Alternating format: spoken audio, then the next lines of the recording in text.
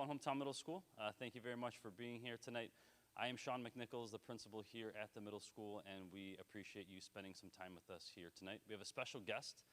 Our guest this evening, Detective Benarik. I've been practicing all afternoon. I knew I was going to do that as soon as I looked at him. But he did a wonderful job today with our scholars in presenting some really useful information about cyber safety and protecting ourselves and the importance of us making sure that we are being vigilant ourselves as individuals, whether that's students, parents, or administrators. And tonight you're going to get some of that same information along with some other useful opportunities for you to help monitor and keep each one of your students and our scholars safe. So I'm going to go ahead and turn the mic over to our guest here tonight and allow him to give you this information. Thank you for attending. Hello, I am John Benarik. I did get a chance to speak to your children earlier today. They were a great group of kids.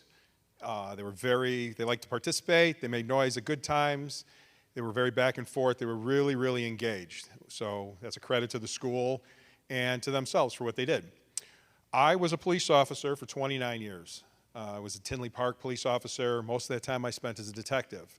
The first half of my career I spent arresting people and prosecuting for normal things, the drugs and crimes and robberies and burglaries and things along those lines. But at that time, there weren't a lot of police officers that were very tech savvy, and I had a chance to go and do some online investigations and get into that world. And since no one else in my profession really had a handle on it, it kind of fell to me. So over that time, I started out investigating crimes against children online, predators, people coming to meet children, and it went on to cell phones, computer forensics, and different things along those lines.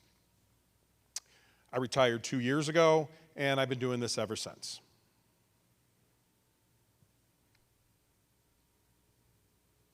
The man I work for is Rich Wysocki. He was the retired detective from Naperville. He's the person that owns this company and puts all this together. You might see him, he's on TV every so often on WGN or ABC News talking about this stuff. He's also in this. We were both in some federal task forces together, and he's the guy that runs everything. If you want him in your contacts, you can scan his QR code if you take your phone out, and you can contact him at any time, ask him questions. He's very forthright. He goes all over the country doing these classes, talking to parents, talking to kids, talking to law enforcement officers, trying to educate and get people forward. He and I are both retired. We're pretty happy being retired, but we really got into helping kids and trying to keep them safe. And when we got into it through all our years in law enforcement, we realized that there's not a lot of law enforcement out there doing it actively and being in a proactive way. So now that we're retired, we're still going out there and trying to continue what we started when we were working. All right, some of the things we're going to be covering tonight is the predators on the social networks. Cell phone applications, what applications the kids are on the phone, which ones to look for, where to go look inside the applications, cyber stalking, sextortion, cyberbullying, sexting, just in different ways to help you out. And what I try to tell people when I give this to the parents is this. When I first started out being a police officer, there were always predators. There were always people out there for children. There were always people out there to mean them harm. But back then, you had to have contact with a child. So back then, we had a lot of different crimes than we have now. Not that these crimes still don't exist. Not that there aren't peeping toms. Not that there isn't like the stranger at the park. Not that there isn't people trying to get involved in different kids' organizations to be around kids. Because if you want to exploit a child, meet a child, do something, you obviously have to have contact with children. In recent memory, in the last 10 years or so, a lot of those crimes have gone by the wayside. They don't happen as much as they once did.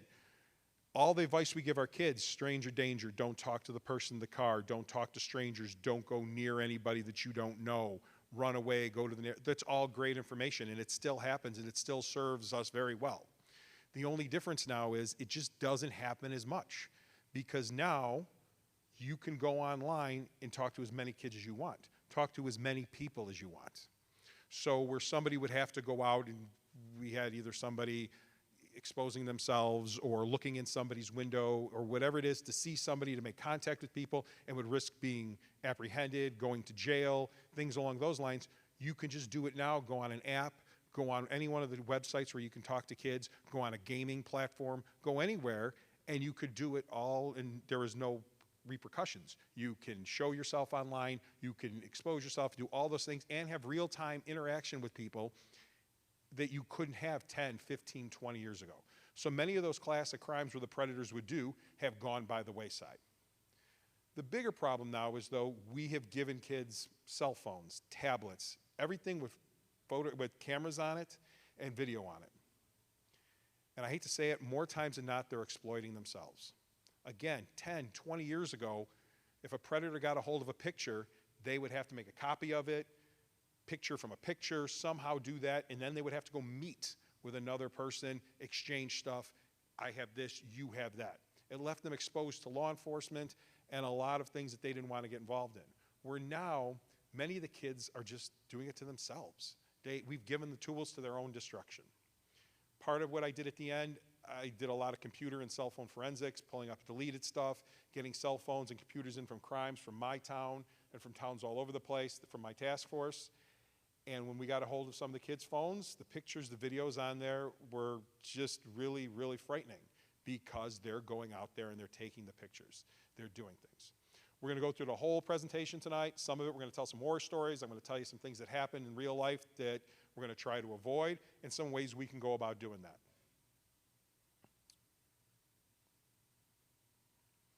As I told your children earlier today, when I went into the classroom with 6th, 7th, and 8th graders, all the social medias, you should be 13 years old to be on any of the social medias. That's the rules of social media. But just like the rules for any pornographic site, any adult site, anything, the way it is now, all you have to do is move your mouse there, click that you're of this age, and you're in. The thing with the social media, though, is you actually have to put a birthday in. And most of the kids, when I said, hey, raise your hands, whoever has Snapchat, virtually the entire student body raised their hand. Okay, well, how many of it had it last year? Very high percentage. The year before, very high percentage. The year before, very high percentage. So which means most of the kids when they're in 4th, 5th, 6th grade had Snapchat. Well, that's all well and good. But they had to lie to get on Snapchat.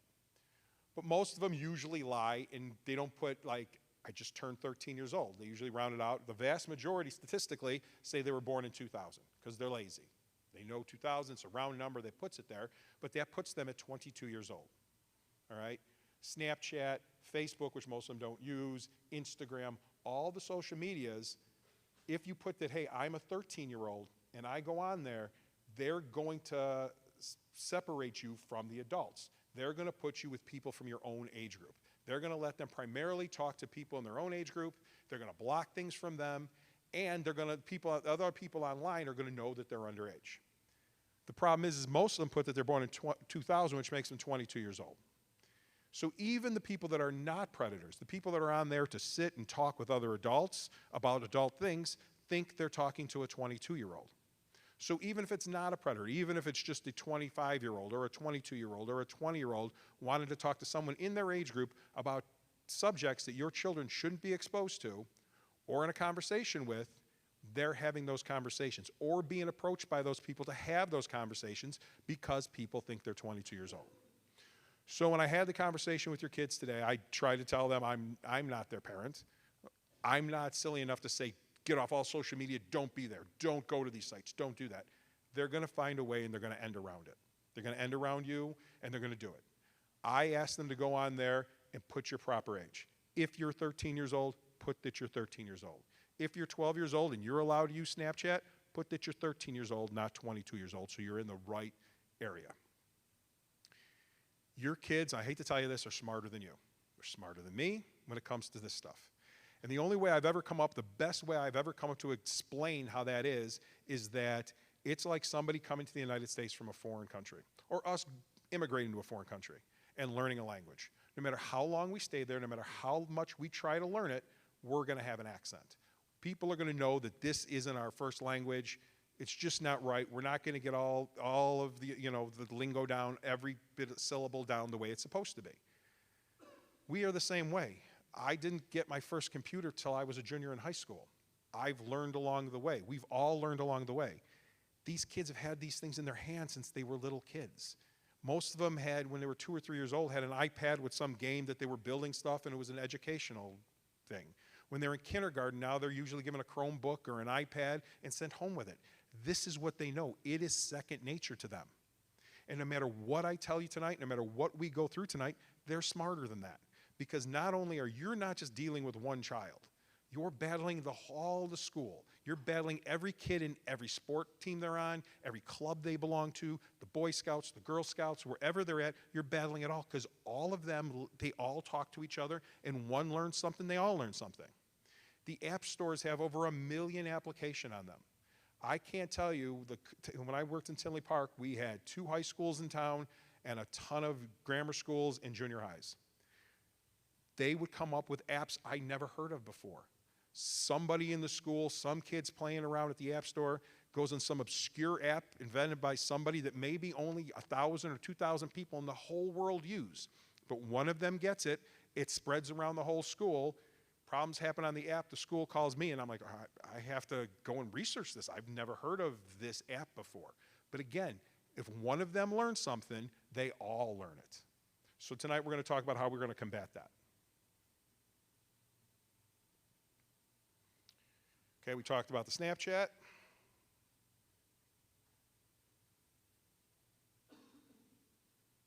Okay, going back, this is the stuff we talked about before.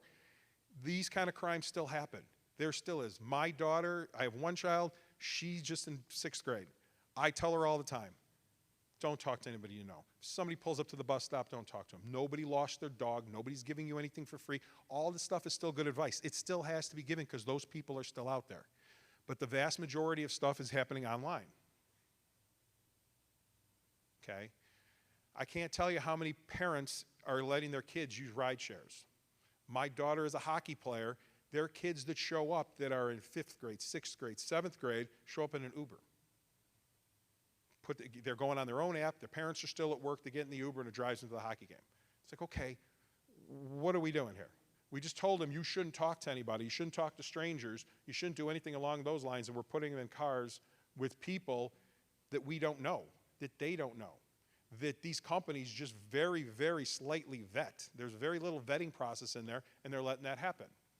Now, some of the stuff we're going to talk to you about like this, I'm sure that a lot of kids that are your age, the kids' age, if they're in 6th grade or they're in 7th grade, maybe you're not doing that. But a lot of high school kids are doing it. They have the app. The parents gave them a credit card to put in there. They need to get home. Do that. It's lazy on the parents' part, but think about whose car you're allowing them to get into. This is one of the most important things.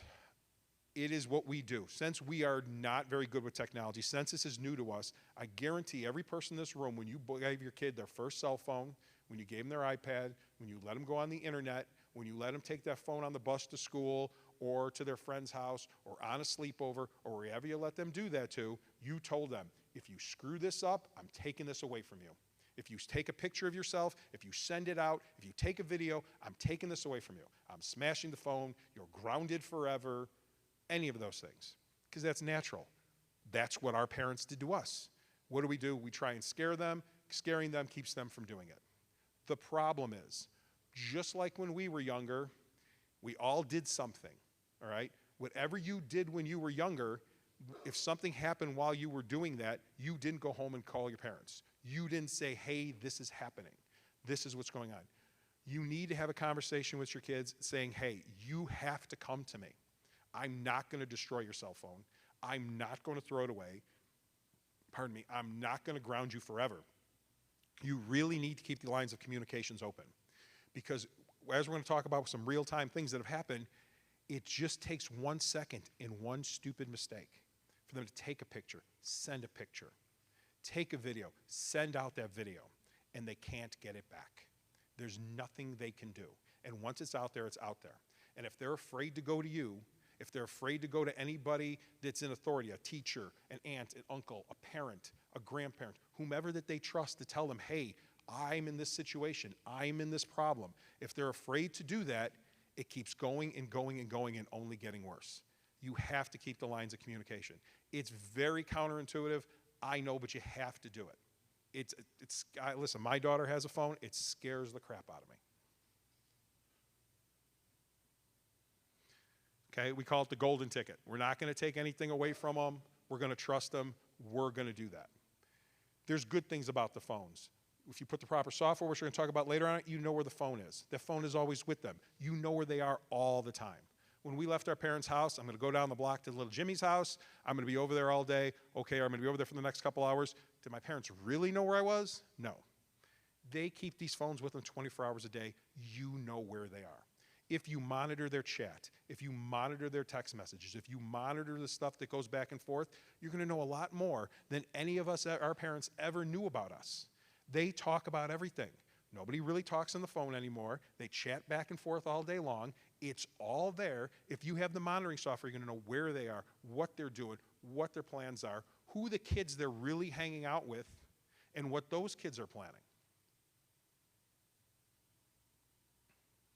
A long time ago, families were in communities. They were local, they were small. I was born in the very depths of the Great Depression. I was put to work, carrying wood, carrying water. I knew how to shell peas. I knew how to break beans. We still didn't have electricity. I have 2 Instagram accounts. I use Instagram, Snapchat, and TikTok. TikTok and Fortnite. I can just scroll for hours on end. 11 hours a day. It's been 8, 9. Maybe like 12. It's actually been a way that we can keep track of them out there in the real world where things really are scary. The lives of kids were sort of changing slowly for a while, and then all of a sudden, most kids were able to get on social media, and that's when everything skyrocketed. The rates at which they're experiencing problems continues to increase. We also know that the teen suicide rate increased 56%. Last year alone, we received over 18 million reports of international and domestic online child sexual abuse. We have traded a false sense of safety and security for actually putting our kids in riskier situations. I call it the race to the bottom of the brainstem. So it starts with techniques like pull to refresh. Pretty much every guy has like an addiction to it, but no one talks about it. But it's just faster now, and it's younger. Well, yeah, like nudes of girls go around the school all the time. At the beginning of the year, there were multiple suicides before school even started. There were men that wanted to talk to children at all hours of the day and night. Be shy. On Snapchat, one thought it'd be a funny idea to talk the other one into committing suicide, and she did it. She's dead. After about 6 weeks, we were able to crack his phone. Kids right now are going to experience the worst of what we're going through. I'm a little nervous. The first time. Do you think your parents know that this happens? No. My kid won't do that. My kid would never. My kid's school isn't like that. You're wrong. Because what they see, they feel neurologically compelled to do. Right now, we're effectively living in an experiment. How is this going to affect us? We'll find out.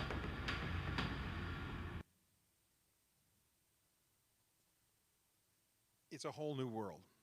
And again, they know more than you know. They're going out there and they're experiencing it. They're going on. The sextortion. This didn't exist, at least to the best of my knowledge, before 4 or 5 years ago. I never heard of it. I never saw it.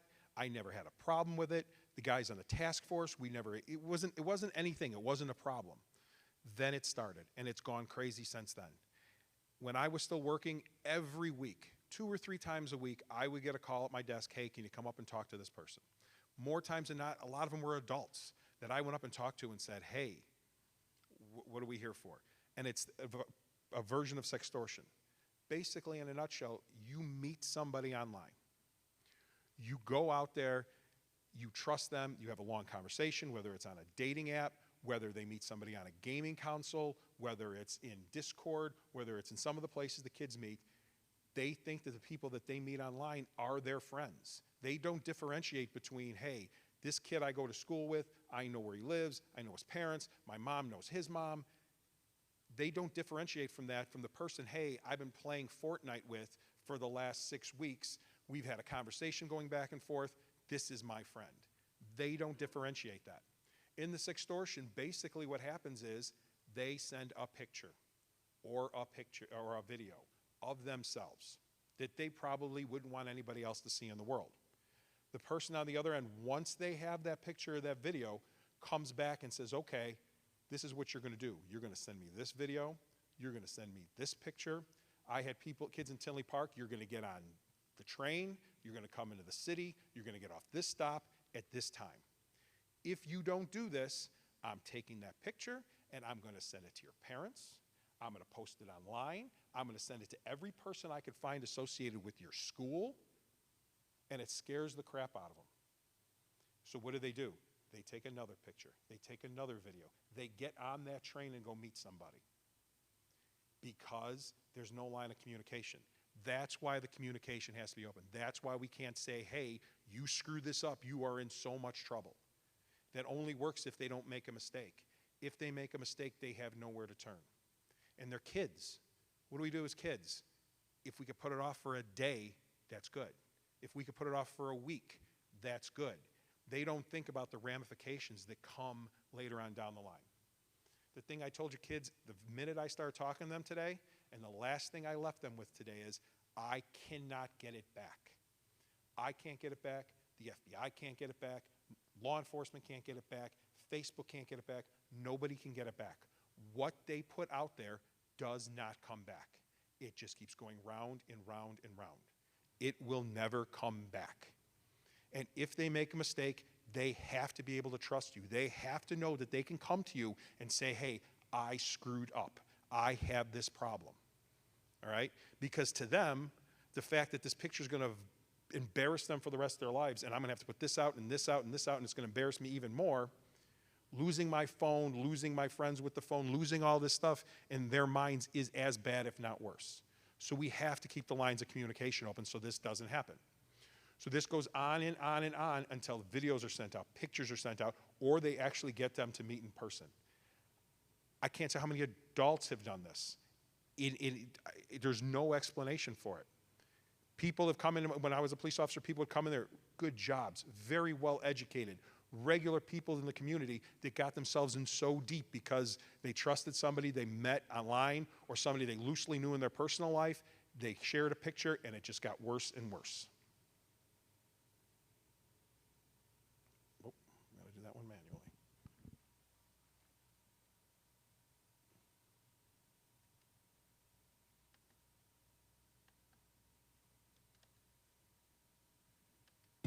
Hi, Zach. Here's another video for my special guy. I can't believe we haven't talked all day. I wish you went to my school or a little closer so we could finally meet. Hey, kiddo. Dinner in an hour. Don't spend too long on the phone. Okay,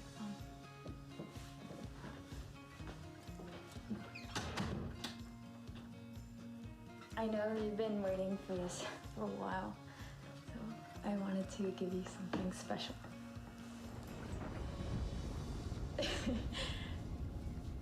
Is this okay?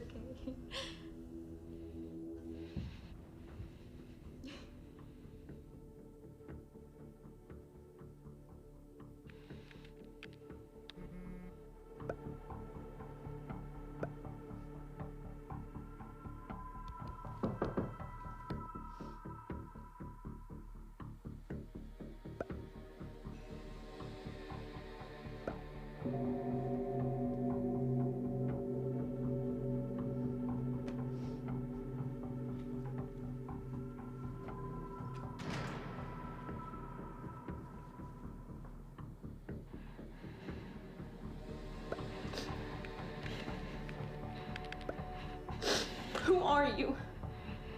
Why are you doing this?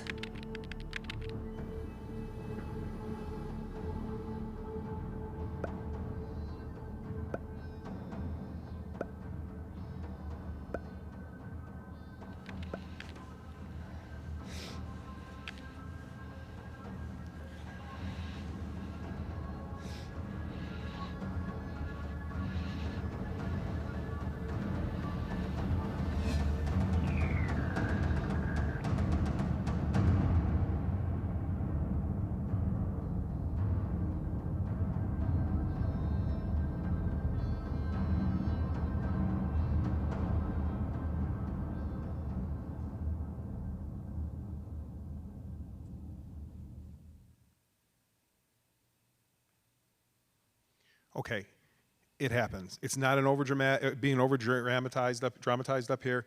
It happens. Maybe not in that exact way, but it happens. Trusting people, giving the information.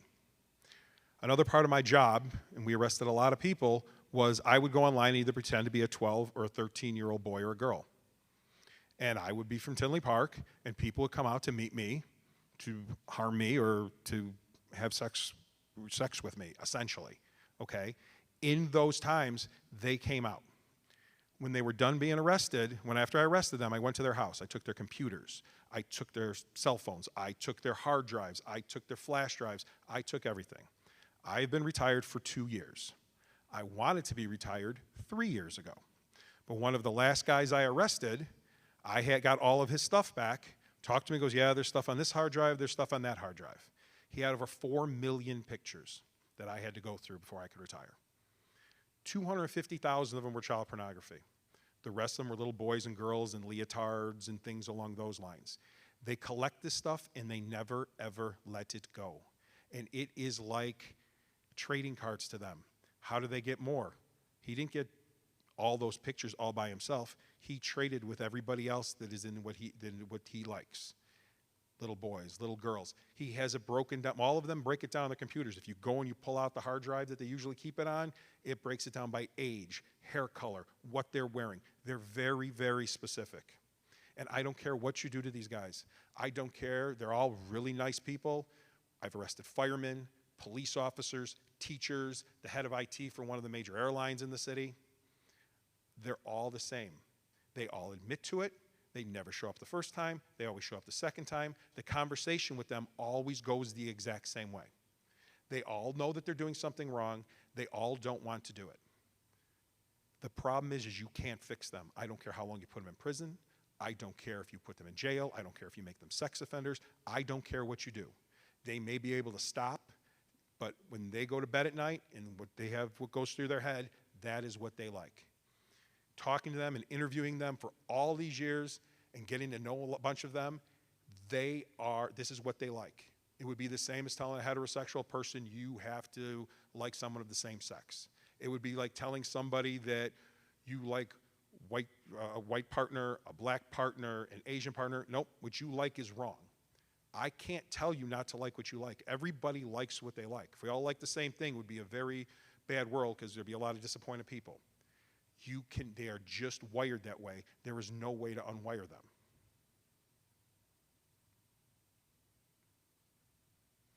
Okay, some of the apps that I'm sure all of your kids are using, because as these came up earlier, they were screaming and hollering when their favorite app came up. And I'm sure most of us know the apps, right? I mean, our kids are using these apps. I'm going to go over here so you get a better view. My 6th grader is not allowed to use TikTok. She's a hockey player. All her friends are hockey players. Usually we have sleepovers at different houses. They all know they're not allowed to use TikTok. All the parents have band together, and we have outlawed TikTok. All right? They were at my house over the summer. They were in the basement. They were hanging out. All of a sudden, it got loud and funny and laughing. So I went downstairs, peek in as I do, to see what they're doing. Dad, we're not on TikTok. We're on YouTube Shorts. I had no idea what a YouTube Short was at that time. This is what I do for a living. This is what I spent my whole career, or the better part of my career, doing. I had no idea what a YouTube Short was. Apparently, a YouTube Short, as I've come to learn, is their version of TikTok. Because TikTok became very popular, TikTok's making a lot of money, YouTube's really not happy that someone else is making money other than them, so they created the same thing. If you don't monitor their stuff, if you don't see what they're doing, if you don't keep track of the apps they're on, even if they listen to you, hey, don't go on TikTok. My daughter told me with a straight face, we're not on TikTok. She didn't do anything wrong, and she truly believed, well, this isn't TikTok, I'm on YouTube Shorts, even though it's the same thing. Minecraft, Omegle. If any of your kids are using Omegle, look at their phones, go what's on there. All Omegle is you go on that app, it puts you talking to somebody completely random, anywhere in the world, okay? You just go there, you put your interest in there, boom, somebody pops up, you don't like it, swipe it. Somebody else pops up, swipe it. Somebody else pops up, swipe it. It's all live. And you have one-on-one conversations, or that person is talking to 10 people at the same time, and they look at things live, all right? And again, when I said that what was going on 10, 20, 30, 40 years ago, for as long as these people were out there going into the parks, going into a store, peeping Toms, well, why do you have to do that? I can just go at home with a camera on my computer, my phone, wherever it is. I could go to Omegle. I could show myself to as many people as I can find on there, and they talk to me. I have a conversation with them about it. It's the greatest thing in the world. okay? And I don't have to go into detail of what's going on there because once again, you guys are all adults. You know what they're doing on there. If your kids are on Amigo, they're seeing things that they should never see. I didn't ask your kids about this, but usually on the high school level when I do this, I bring up Omegle and everybody starts laughing, and I said, okay, we know what you're looking at. You're not supposed to be on there. Don't be on there. It's one of the few apps I tell them don't use. But we have to keep track of what's on their phone. Discord. Any of you guys heard of Discord before? Okay, I guarantee your kids have heard of Discord. They know what Discord is for. Discord, just like everything other app usually comes up, has good intent. Discord is meant for gamers. It's meant that, hey, if you're on Fortnite and you want to learn how to pass this level or this cheat code, or if you're on Minecraft and you need to find where to mine this or how to build this house or where to go on the online game, you go on Discord and there's rooms where you can talk about Minecraft. You could talk about Call of Duty. You can talk about any video game there is. Well, what happened? Discord has chat rooms. They don't call them chat rooms, but they have chat rooms. All the main chat rooms that were out there before that all the predators were using on Yahoo chats or on AOL or whatever it is where you can make up your own chat room were outlawed and were gone a long time ago. They don't exist. But if you go to Discord, you can make up your own chat room about whatever subject you want and ask kids to go there. They're going to see it in real time, and they go there and they can chat and learn because they're all curious, and they're going to find out about anything they want to find out about. It's all there. So everything that's been outlawed is now there, and it's on a site that was designed for children. But there's nothing that keeps people that aren't children there. And again, if you mean to meet children, if that's how you're wired, you're going to go to where the kids are. Fortnite, Call of Duty, I can't tell you how many times that they're using these things. They're going online. They're having conversations with people that they think are their friends. There have been a ton of people with the Oculus. They go on there. They know the kids are normally in there. They don't turn the external speaker on. You don't know who they're talking to. You don't know what somebody's saying to them. All right? My daughter has an Oculus. I turn the external speaker on.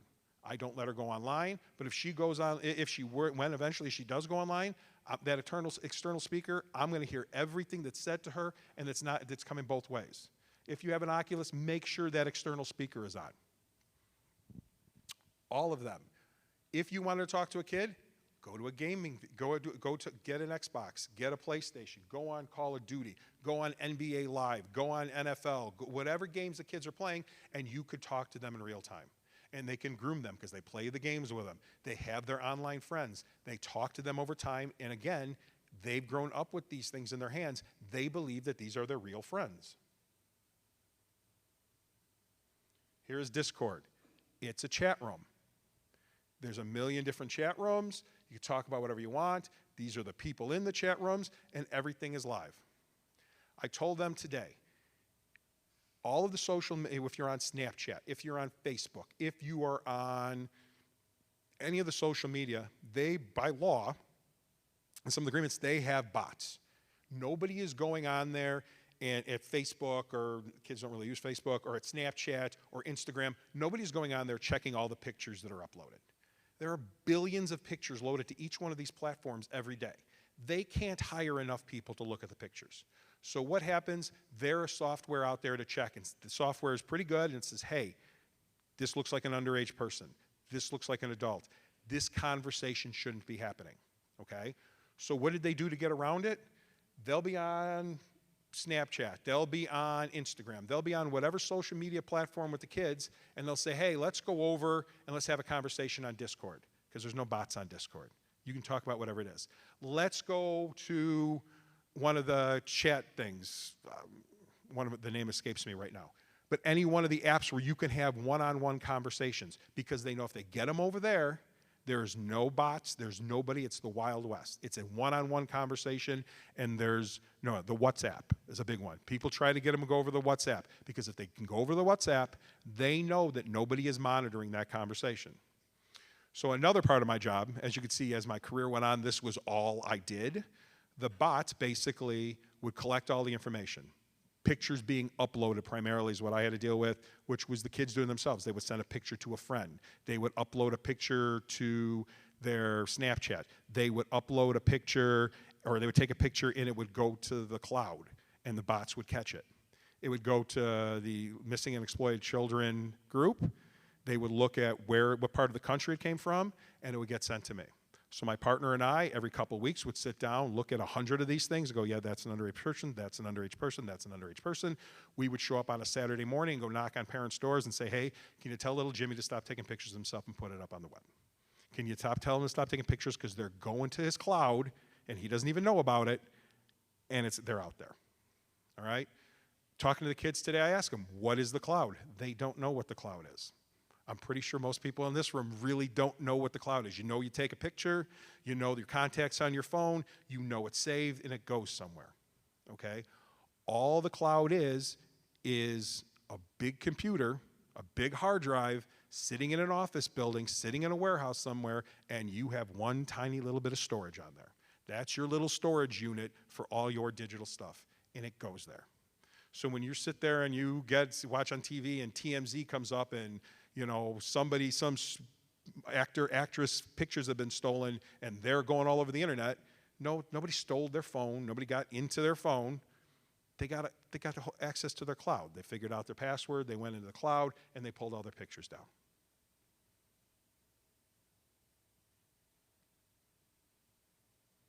Oculus. We went on the Oculus. It's a great thing. It's a beauty. I play it on my daughter's system. I enjoy it. It's great. But again, they know primarily when you're online and you're talking to a kid online, it's just you and them. You can show them anything you want to show them. You could be anything you want to be. When I would meet these guys, I would be a 12 or a 13-year-old girl. I don't look like a 12 or a 13-year-old girl, not even close. But those were my pictures. Those were my videos. That was everything I put out there, and that's how I presented myself. And that's what they believed. Your kids believe the same thing. They're going in there in a virtual world. People create whatever kind of avatar they want on there. They're playing games with these people and believe that these are their friends. A Fort Pierce man has been arrested, accused of kidnapping a Utah girl. Police are calling it the first case involving a virtual reality system. Police say Chris Evans talked with the girl for more than a month through Oculus. That's a virtual reality headset. Our investigative reporter Terry Parker is live tonight. And Terry, how did this happen on this gaming platform?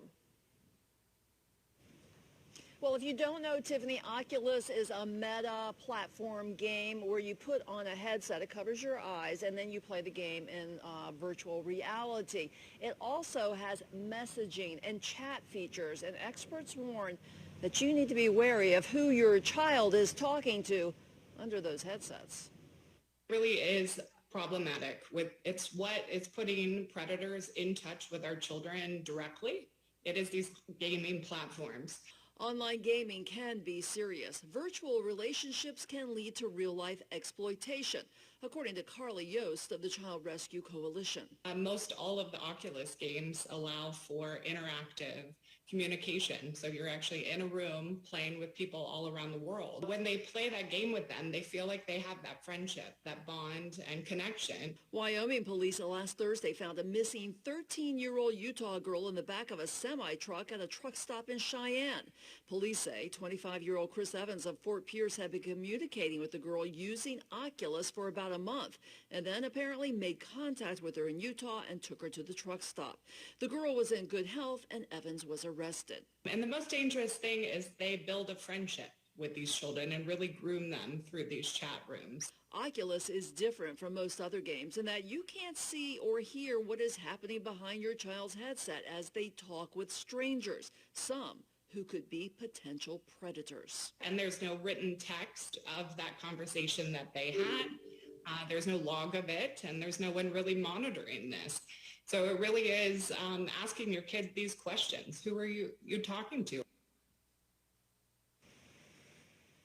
And you can disable chats and messaging, and Yost tells me that's really important for young kids that you do that even if they argue against it. So they have a lot of other tips on how to protect your children from gaming situations as well as other things that could be threats online. You can find them under the Education tab on their website, and I'm going to put a link to that on my story on our WPBF.com. Terry Parker, WPBF 25 News. Okay, I'm not intimately involved with this case. It was in Utah, but I can almost guarantee you that those pictures were not the pictures that he sent to that girl. There are not many 13-year-old girls that are coming out to go meet that are not going to sneak out of their house to meet that. When I was arresting these guys, I had 60-some-year-old men send me pictures of their grandkids, thinking this is who you're going to meet. They all lie. Pictures of their grandkids, pictures of their children, pictures they get off the internet, pictures from everywhere. Everybody lies. Once they get there, they have rope, they have knives, they have binding, they have all kinds of stuff. They're prepared because they know when he showed up, he knew that she's going to go, well, you're not the person I thought I was talking to. I'm really not interested in you. Then what happens? They're prepared for it. Nobody is prepared when they go in there. The kids are not prepared when they go in there and meet somebody they're not expecting to meet. They're not expecting to meet that, but he's expecting whatever the reaction is going to be. Fort Pierce. TikTok. All right? Again, when I was talking this morning, I don't tell them, hey, don't use TikTok. Don't use Snapchat. Don't use these things because I'm not dumb enough to know that they're going to use them. Okay? If you forbid them to use them, they're going to use their friends. They're going to figure a way around it. They are smarter than you. Okay? Again, if we monitor this stuff, we're going to know what's going on. I can't tell you, I don't know if any of you use TikTok. I've fallen down TikTok holes. 2 hours later, I was watching TikTok, and I'm like, my God, I just wasted like 2 hours of my life that I'm never, ever going to get back. Okay? Anyone could talk to your child on there. Users upload their own content. All right? There are billions and billions of videos on TikTok. There is no security system in TikTok where somebody sits in an office and goes, okay, this is a bad TikTok. This we shouldn't let people see. They have their software out there that tries to pick adult content from non-adult content, but it doesn't pick out what they're saying on there. People can say anything they want on TikTok. And if someone goes on TikTok and they like a video, hey, I like this video with this person saying, TikTok custom makes it. They're going to send you more videos that are just like that. And they're watching them over and over again. Plus, they can upload their own content.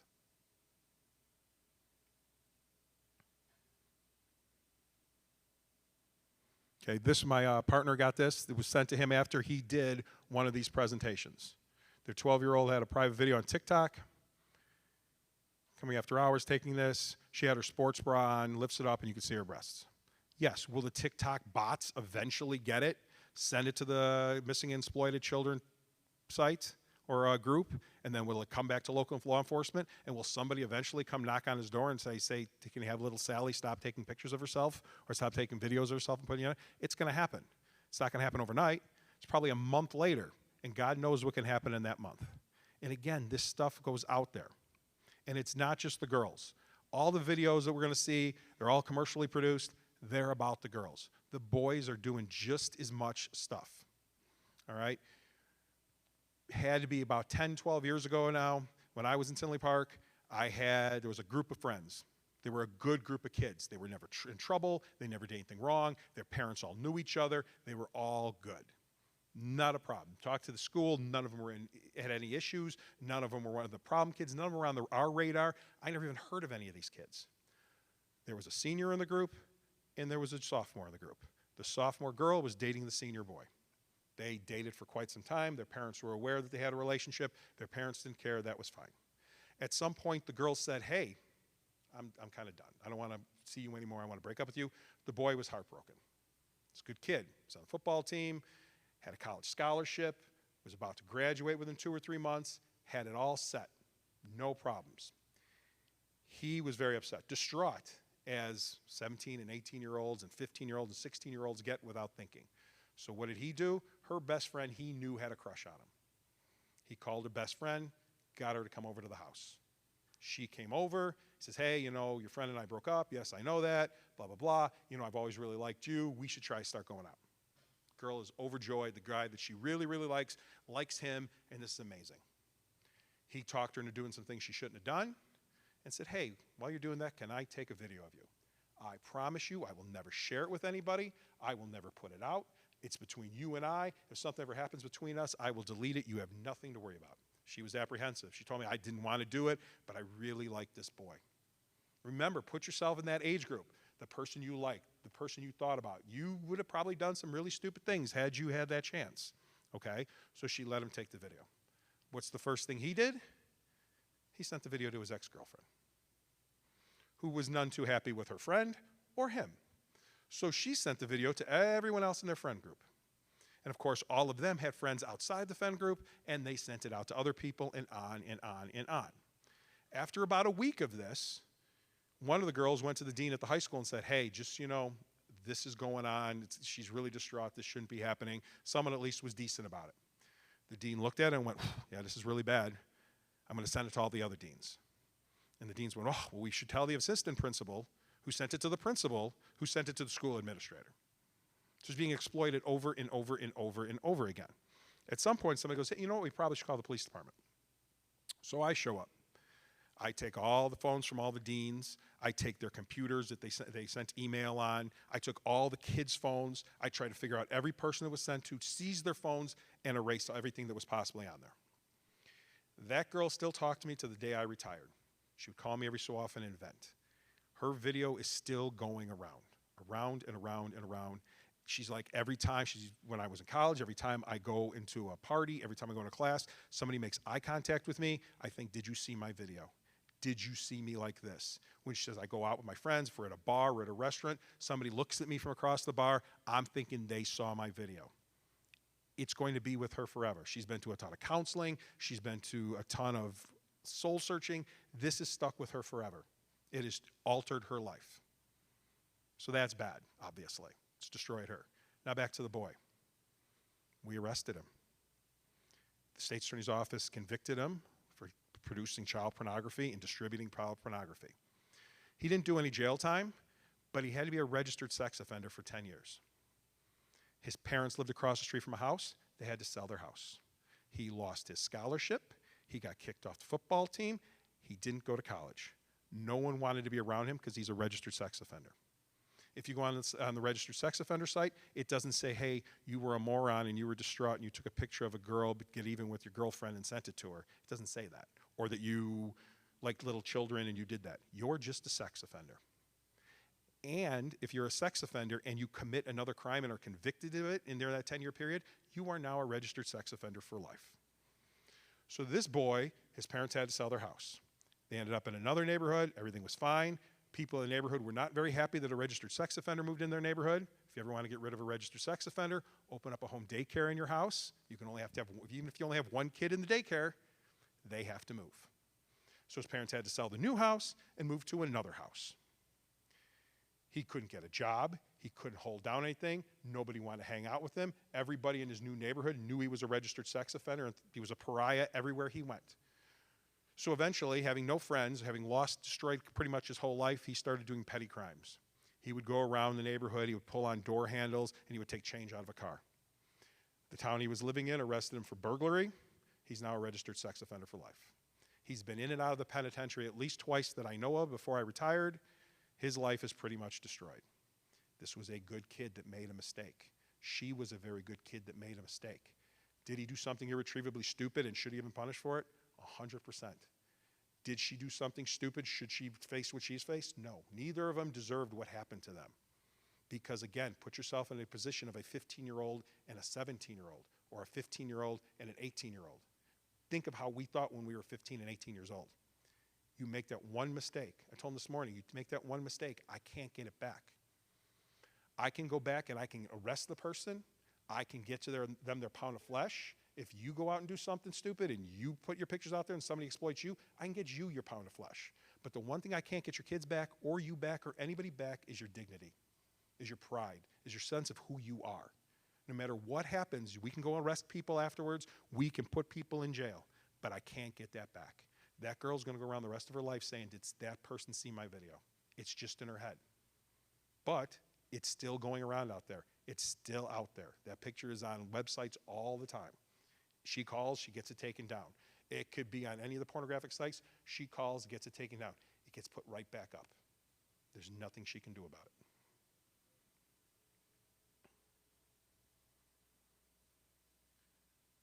Okay, if your kids are using TikTok, which they're going to use TikTok, if they don't use their TikTok, they're going to use their friend's TikTok. They're going to find YouTube Shorts or whatever the next app that comes out that's trying to make money off the YouTube design, okay? Every site has security into it. Set it to privacy. Who can see the videos? Who can download their videos? Who can they talk to? Make sure everything is shut off. Make sure everything is private.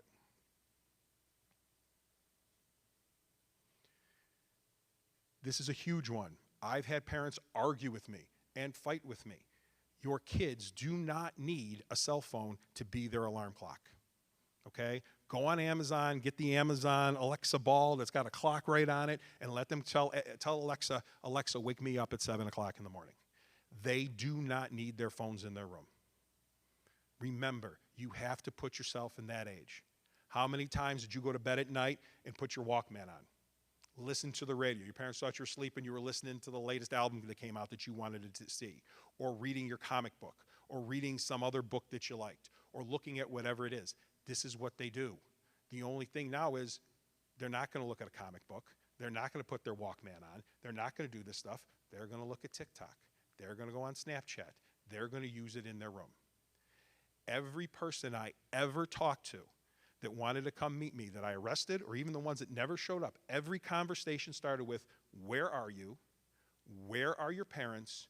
Go to your bedroom. Every one of them. Where you're in the main part of the house, you're on when I first started on, you're on the family computer. Where are your parents? Are they home? Where are they at? Who's home right now? They know this, but now everything's done on a cell phone. Go to your room, because they know they're by themselves in their room. They know that if they're online at midnight talking to some kid who's playing some game, or is sitting there chatting, or is on TikTok, they know they're in their room. They're not in the family room with their parents at midnight.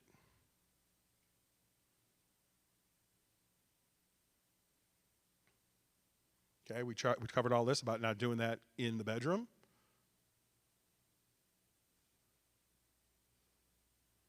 And again, if they're up all night watching TikTok videos, they're not really paying attention when they get here during the day.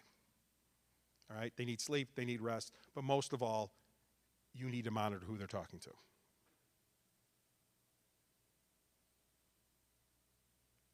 Moms, you can think that your daughter tells you everything. Well, we went the wrong way. You can think your daughter tells you everything. Did you tell your mom everything? Everything? I don't think so. Did you tell your mom about the boy you liked? Did you tell your mom the time you did something you probably shouldn't have done? You snuck out of the house, you talked to somebody, whatever you did, they're not telling you everything.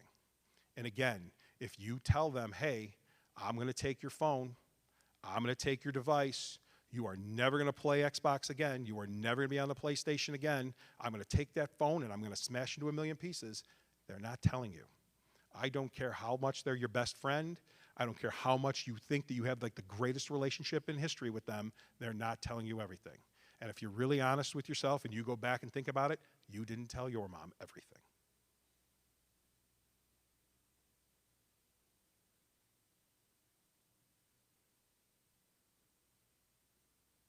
Okay, some of these things. Pay attention to your instincts. If it's the person they're talking to seems off, then don't let them talk to them. Talk to them. Never tell them what you did. It's a bad idea. From any standpoint, the kids want to emulate. Even on a subconscious level, they want to do what their parents did. Hey, you know, when I was a kid, we went out and we were in a field and we were drinking or we were smoking or it was really bad, you shouldn't have done it. Don't do it. Don't tell them war stories. Don't tell them about the great stuff. Wait till they're 25 or 30 years old and then tell them the silly stuff they did. And by that point, they'll be old enough to tell you the silly stuff that they did. I'm hungry. What's wrong, sweetheart? I miss Daddy. I know. We all miss him. I miss him more. Oh, no, I miss him the most. I miss him a lot. No, I miss him. I miss him so much more. Hey, everyone shut up. This filter makes me look like a cat.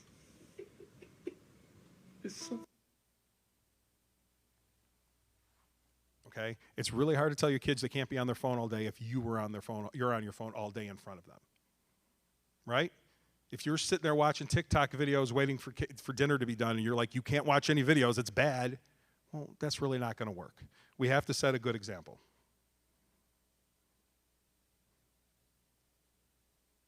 All right, as I tell them, we do this all the time when I have to talk with the kids. The people they meet online are not their friends. The people you know in the real world are the same people you and I, your parents, your grandparents, everybody knew in the real world. People that you know you went to school with. They're your next door neighbor. They're the kids in the neighborhood. They're the kids on their baseball team. They're the kids on their basketball team. They're the kids that they go to scouts with or whatever club they belong to. If they know their first name, their last name, telephone number, address, and where they go to school, those are the people that are their friends. Those are the people they know in real time. We have to get across to them over and over and over again that these people they meet online are not their friends. The person that they sat there and they're playing Fortnite with for the last 2 weeks is not their friend. The person on the Oculus is not their friend. Meeting a teen girl online is actually pretty easy. You can go into any chat room and just start talking. Most of the girls are usually so insecure and desperate for attention. Attention from older guys is totally flattering. They're so much more mature and understanding than the guys my age. Age actually works to my advantage. They like to brag to their friends that they're dating an older guy, so I just play along and pretend I'm really Interested in the same things I am. You can talk forever and really get to know someone without worrying about looks or whatever. That's the best thing about Chatting seems unthreatening to them, so they lower their guard. After a while, I start talking about how we're soulmates and how lucky we are to have found each other. Other people don't understand. I know what I'm doing. If you really care about each other, there's nothing wrong with me. Meeting them is the goal. Once I get them out of their house, well, that's when things get really interesting. Online predators know what they're doing. Do you?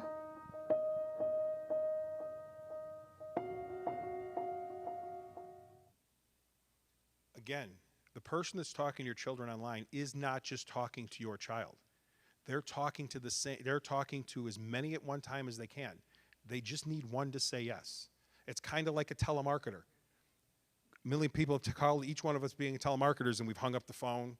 It's a scam call, we're not going to do it. They just need one to say yes. That's it. Every conversation I've had with them is the same conversation. I remember doing it and telling my boss, listen, I need a month or 2 off. I can't have the same conversation again.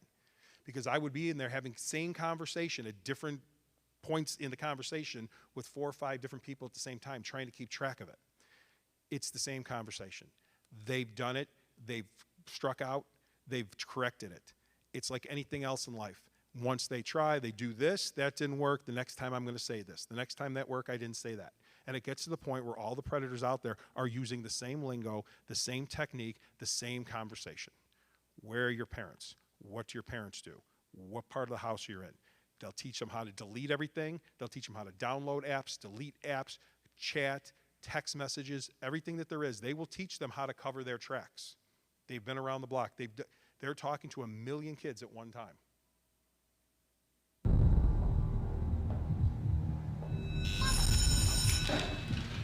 Okay, everyone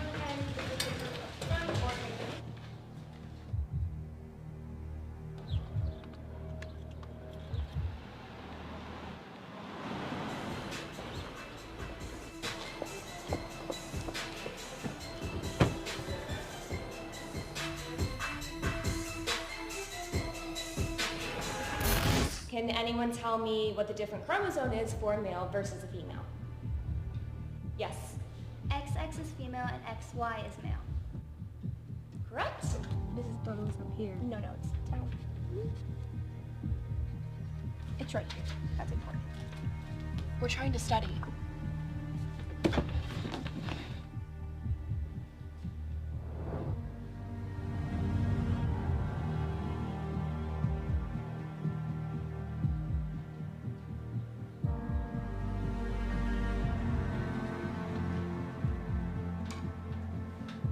What is this?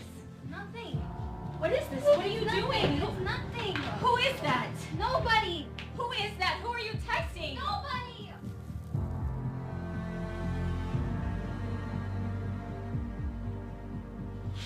So you didn't tell your parents that you were coming over here tonight, right?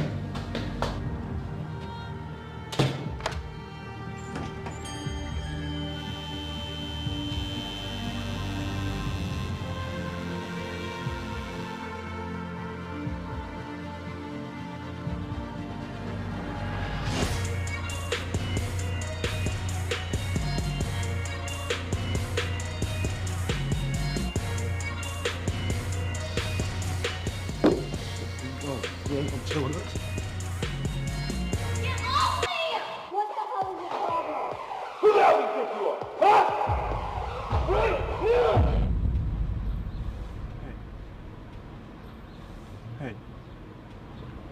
fun. Come over here.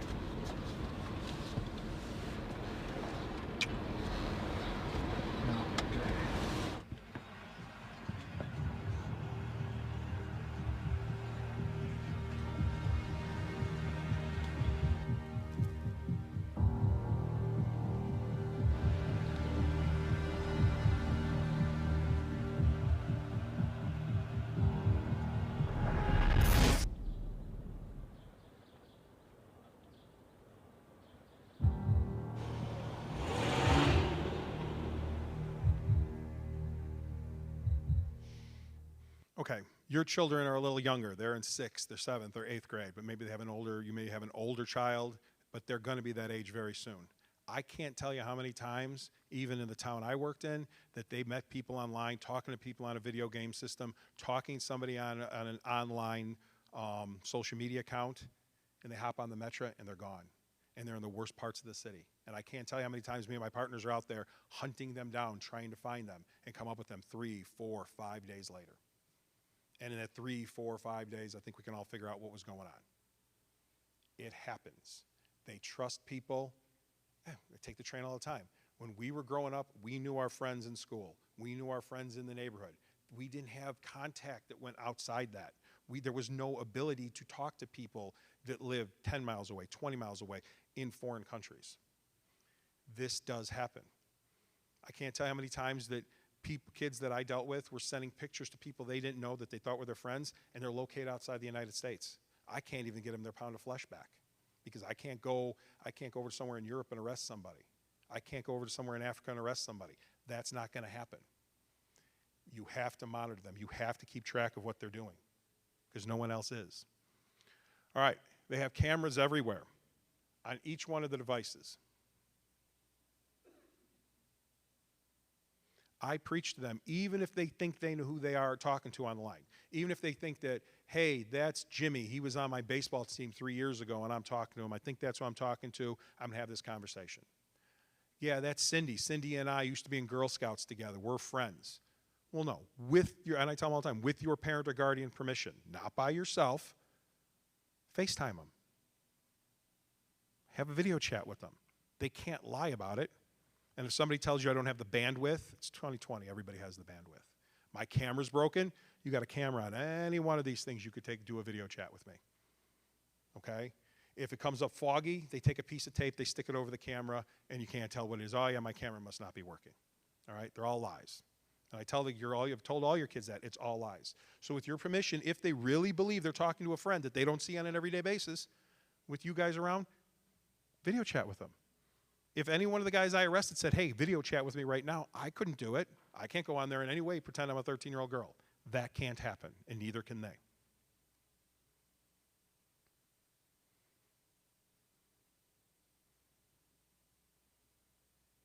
Okay? Ask them. See what apps they're using. Ask who they're talking to online. See if they know them. If you say, well, who's this? You go on there, who's this that you're talking to? And they go, then they really don't know them. They know who they're talking to. They know if it's their friend from school. They know it's Jimmy Johnson. They know it's Cindy Smith, whomever. They know these people. You know your kids. Trust your instincts. Trust what they tell you. You know when they're lying. You know when something just doesn't seem right. Okay? If they're talking to people they don't know, you have to put an end to it. Drug use on the internet. Early part of my career, I was on the DEA task force for 2 years, which means they sent me to DEA, and I never came back for 2 years, and it was a lot of fun. And things were different then. You had to know who you were buying stuff from. You had to know where it was coming from. You had to meet somebody. Now they get it delivered to their house. There's a million different social media sites that aren't even the ones you know that you go on there and say, hey, you can order up whatever you want. Somebody delivers it right to your house. They Zelle them some money, they send them some money, or they just give them money when they come to the door. It just happens. It's on social media everywhere. Look at who they're talking to. Look at the sites they're on. Look whose pages. Look who they're friends with.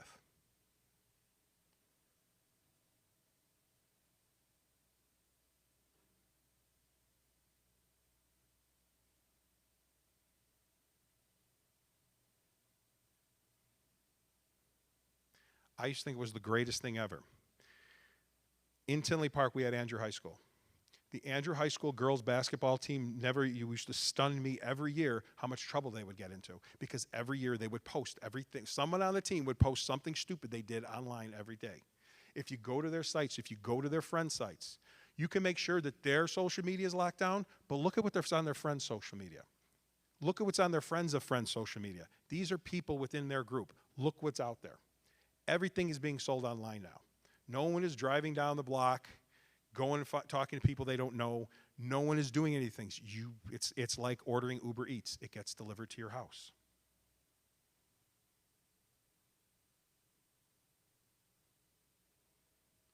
Okay, Snapchat is the worst thing ever. I talked to your kids today. Raise your hand if you have Snapchat.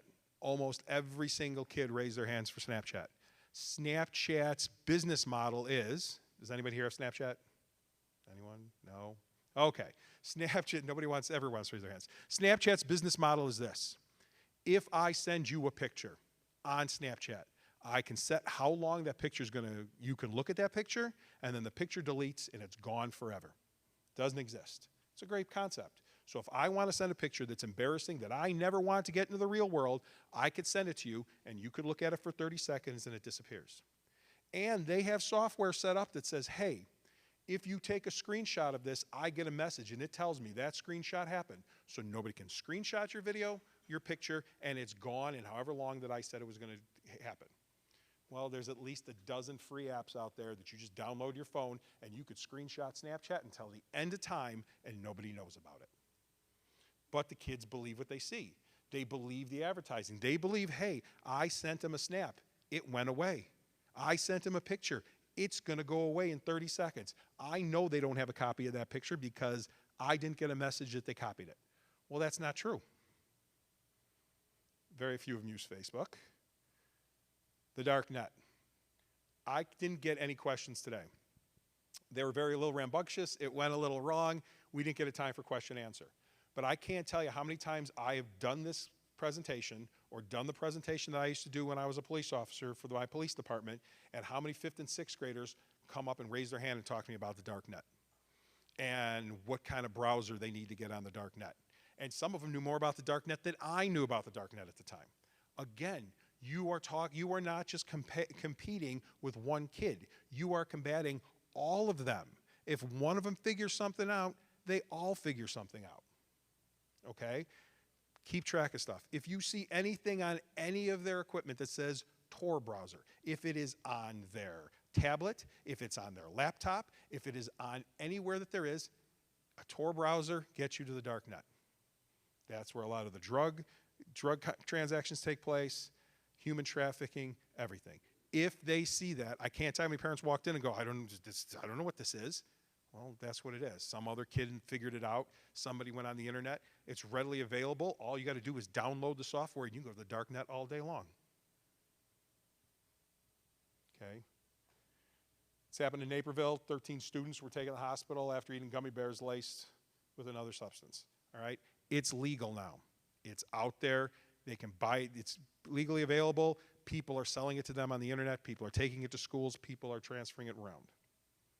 A big warning for all parents from TV host and relationship therapist Dr. Laura Berman, saying her 16-year-old son tragically and suddenly passed away after overdosing on drugs he bought off the app Snapchat. Kaylee Hartong joins us with more on this story. Good morning, Kaylee. Good morning, Amy. Sammy was a top student. He had big dreams, and he had his sights set on going to NYU. Dr. Berman says she thought her son used Snapchat like kids do to send silly photos back and forth with his friends. She never imagined that he could use the app to find a drug dealer. A teenage boy with too much energy and stuck at home, isolated and bored, thought he'd experiment with something and had no idea it would kill him. This morning, Dr. Laura Berman is grappling with the death of her 16-year-old son, Samuel, after an apparent drug overdose. He was playing video games with his friends. He was totally fine. And then an hour later, he was, unconscious on the floor and not breathing. The relationship therapist, seen on the Oprah Winfrey Network, is still waiting on the toxicology report, but she believes Xanax, laced with fentanyl, killed her son. Dr. Berman saying her son bought the drugs from a dealer he met on Snapchat After his death Sunday, she says one of her son's friends shared the dealer's profile with her. This guy also had on his ad with a beautiful, colorful, kid-friendly list of all the things he offered. What was your understanding of how your son was using social media? You know, he would Snapchat his friends, and I had no idea that, there were dealers on there. The Santa Monica police telling ABC News a preliminary investigation leads us to believe prescription drug use may have been involved, but not commenting on the role social media allegedly played. The danger online is pervasive. One study finding 1 in 4 young people report seeing illicit drugs advertised for sale on social media. In a statement to ABC News, Snapchat saying, "We are committed to working together with law enforcement in this case and in all instances where Snapchat is used for illegal purposes. We have zero tolerance for using Snapchat to buy or sell illegal drugs." There are clear signs outside of social media use that can indicate whether or not someone is hopeless or helpless or is experiencing an increase in a desire to use substances. And it looks a lot like isolation, and it looks a lot like anger and anxiety and withdrawing behaviors, doing worse in school. Looking back, were there any warning signs that you feel like you missed? No. I mean, this was a kid that was like almost a straight A student. What does justice look like for you now? Justice is just saving one more life, and the more we can, the better. Even if it just wakes one child up to not take this risk and to understand what's at stake. Snapchat says they're constantly improving the app's technological capabilities to detect drug-related activity so that they can intervene proactively. And they say if you witness illegal behavior on Snapchat, use the app's tools to report it. Amy? Yeah, this is a huge wake-up call for so many parents out there. Kaylee, thank you so much. Okay, again, there are billions of pictures and videos going up on social media every day. There is no way it can be tracked. There is no way, there is not enough people in this world to sit down and look at everything and go, okay, this person's selling drugs, this person's uploading pornography, this person's uploading this. There is no one to do it. They could put all the bots in place that they want, but there's people out there constantly trying to end around and figure a way to combat the bots. Well, if I don't put this in the post, it's not going to get sought. And I promise you, no one in law enforcement is monitoring Snapchat for illegal drug use. They don't have time, there's not enough people, there's not a lot of interest in it, and it's just manpower. There's just not enough. There's enough crimes happening in the day-to-day world where they're not going to sit there and say, hey, your sole job, just go on Snapchat and see if somebody's dealing drugs in our neighborhood. That's not going to happen, okay? These are some of the emojis for Oxycontin, Xanax, Adderall. They're out there. Every last one of them. All they have to do is simple searches. You go to the right places. The places you go on the internet, the social media you guys go on is not the social media that they're dealing with. You guys are on Facebook. You guys are putting pictures up of them at a softball game or the soccer game or talking to your mom or posting whatever it is. They're not seeing that. They're on Snapchat. They're on Instagram. The friends that you have are not the friends that they have. The associations you have are not the associations they have.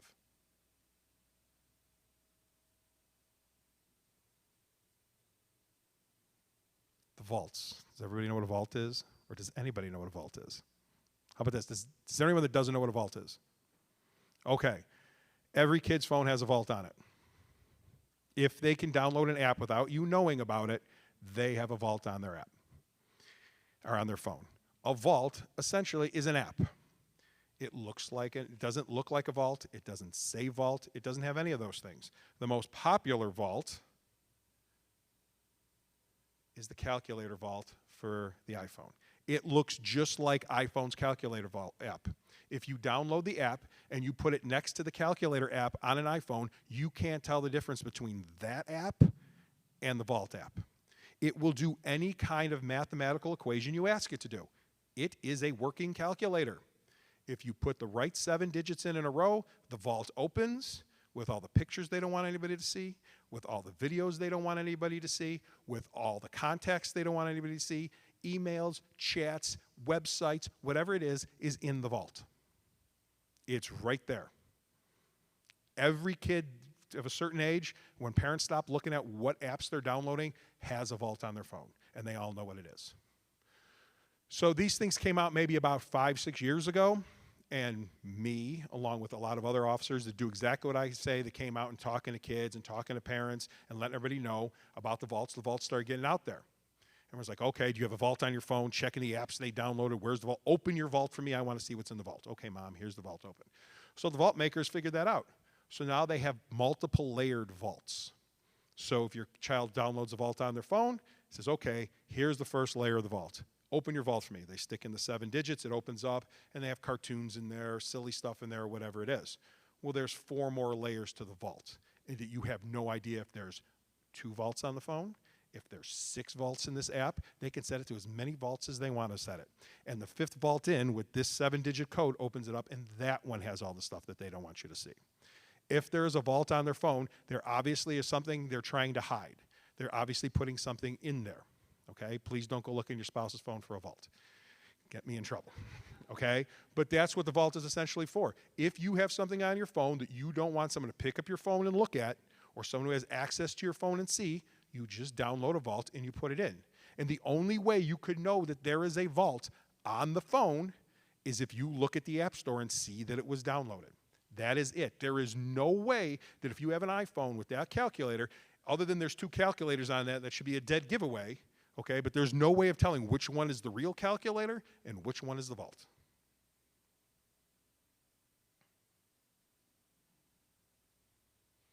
Snapchat.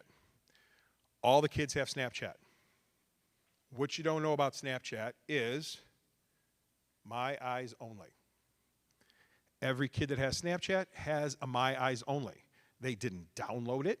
It didn't come from somewhere. They didn't do anything around your back to get it. It's part of the app. You just have to go in the settings and turn it on. My Eyes Only is a vault within Snapchat. When you go home, please look at your kid's phone. If they have Snapchat, which they all do, go and look for your My Eyes Only. If they have it, tell them to open it. If they tell you they don't have the code, they're lying to you. Open the vault. That is where everything is at. Almost every kid that I ever saw looked at their phone or had a reason to take their phone for whatever it is, whether they were a witness to a crime, whether they lost a phone, no matter what it is, they had My Eyes Only activated, and there is stuff in the vault. That is where it is.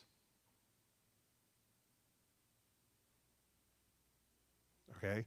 I make sure to tell them all the time, every one of these speeches I do to them, that nobody is anonymous online. And it's true. We can find just about anything. Law enforcement has subpoena power, search warrant power. All of the sites have to give us this stuff. They have to give us anything, your IP address. I don't care if you're using a browser. I don't care if you're using a blocker. I don't care if you're using a safety app. There is a way to get it. There is a way to get it and track it back. I always describe the internet as like a highway. To get on the highway, you need a ramp. To get off the highway, you need a ramp. We can track it back to you.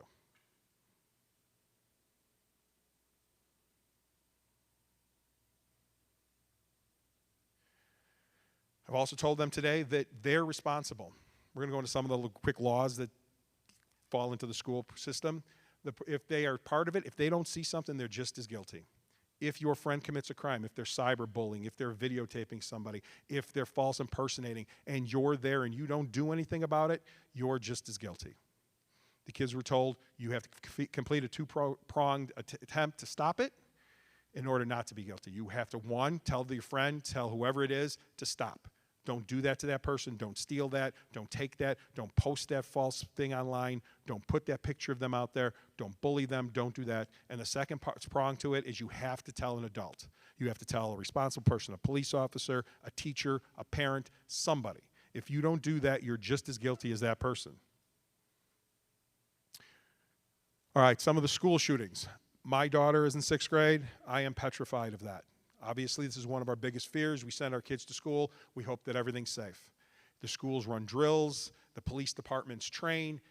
Every possible thing that could be done to protect your kids are being done to protect your kids. I guarantee the administrators of this school lose sleep at night making sure that everything is as safe as it possibly can be. But I don't care how safe something is. If somebody means to do somebody harm, they can. As John F. Kennedy once said, if somebody's willing to trade their life for someone else's, it can happen. But 75% put it on the internet. It's somewhere. They've communicated it out there. The Highland Park shooting that happened over, on St. Patrick's Day? No, it wasn't St. Patrick's Day. 4th of July, okay? I don't know if any of you saw it. I don't know how many were looking into it. He had videos all over YouTube that he was going to do it. Cartoons that he drew of him with a rifle shooting people. It was all on there. Many of the school shooters have it on their sites. Today's the day. My next day of school will be my last day of school. They have pictures on there. They communicate it to people. We need to make sure that we have that open line of communication with our kids so that if they see something online, they tell you. Because again, law enforcement, there's how many kids? 1,100 kids in this school. Law enforcement cannot monitor 1,100 kids' Snapchats or their Instagrams or whatever, or their YouTube channels or their TikToks. It can't be done. The school can't monitor all that stuff. But your kids are seeing it, their friends are seeing it, and it's being put out there. It's stunning. When the Highland Park shooting happened, Rich, who I introduced you guys at the beginning of this, I was immediately text messaging him. I said, because I went online and looked his name up, and I was pulling videos out everywhere. We were sending them back and forth. I said, can you believe this stuff is out there? And it was really chilling stuff. It literally said what he was going to do. He didn't say, hey, on the 4th of July, I'm going to do this from a rooftop. He didn't say that, but he said, I'm going to take a rifle and I'm going to kill a bunch of people. And it was out there on his social media. It was out there. He had a YouTube channel and video after video after video saying this is what he was going to do. But free speech. He can make that YouTube video. He could put it out there. But someone has to report it. Someone saw it. Lots of his friends saw it. People he went to school with, they all saw these videos. They knew there was something wrong with this person. But someone has to report it to get it out there. Leakage. Okay, it's when they put their deepest, darkest feelings on the internet. There are apps for that. There's the Secret app. There's a million different apps where you supposedly anonymously can put anything on the internet that you want to do. All right? But once again, this gets out there. Law enforcement cannot monitor this stuff. The kids have to know that if you see it, it's in their best interest. If you see somebody threatening violence on YouTube, on Instagram, on Snapchat, in a text message, whatever it is, you have to do that. If someone of your friends is sad, they don't feel good, they're saying that their world is crumbling, tell somebody. This stuff is out there. Everybody, the newest generation is inclined to put everything on the internet. Every one of their feelings, whatever they're feeling, whatever they want to do, everybody wants to post it everywhere because they've grown up with this. This is their way of communicating. The school shootings, the violence, suicides, they're all, many, high percentage of them is all pre-done, pre-posted out there that this is going to happen. A lot of this stuff can be prevented. Okay, these are some of the school shooters. What they put, first day of school, last day of my life. Die all of you. All of this stuff, every single thing that they put on here, they put on social media. This was prior to it happening. It wasn't 5 minutes prior to it happening. It was days and weeks beforehand. It was all pre-done. It all could have been prevented. Okay, some of the laws that cover your kids and it'll help, the harassing, the cyberbullying. They can't go and make a false site about somebody. They can't go online and bully them. They can't go online and say things about them. It's illegal. As long as one of the kids tells you, somebody tells law enforcement, tells a teacher, somebody tells law enforcement, we can put an end to it. The cyber stalking, if people are harassing them, constantly calling them, constantly asking them things, whether it's a boy asking a girl asking a boy, constantly badgering them, it's cyber stalking. If law enforcement knows about it, we can put an end to it. False presentation is illegal. It's illegal for you to go out there and make an Instagram account in another student's name, in a teacher's name, in another parent's name, in whomever's name. It's illegal. If law enforcement knows about it, we could put an end to it. I told them this today. Very few people know about this. It is a felony for them to take a picture or a video in a bathroom. If a fight happens in a bathroom and they videotape it, it's a felony. If anything happens in a bathroom, they take a picture or video without that person's permission, it's a felony.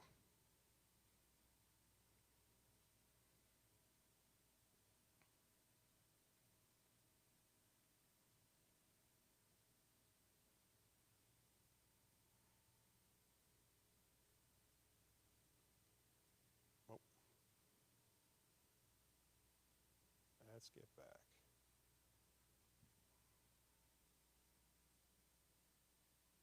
back. Now to a 2-month-long NBC5 investigation, a disturbing trend in a dark corner of the internet. An anonymous website where members post and trade hundreds of nude photos of former high school students from the Chicago area. Here's NBC5's Katie Kim. On this seedy anonymous site, there are thousands of nude photographs of women. That's someone's child. This is my life. This isn't a game. But for anonymous members of the site Anon IB, it is a game, and women's nude photos are the prize. This woman, we're calling her Jennifer at her request, became an unwilling participant. They call these pictures wins. Jennifer, now 20, says she sent an intimate photo to someone a few years ago. She says she didn't think twice about it until she discovered that nude photo on Anon IB, on this thread bearing the logo of her alma mater, St. Charles North High School. I feel angry. I feel violated and disgusted. Jennifer is not alone. NBC5 Investigates monitored the anonymous image board for 2 months.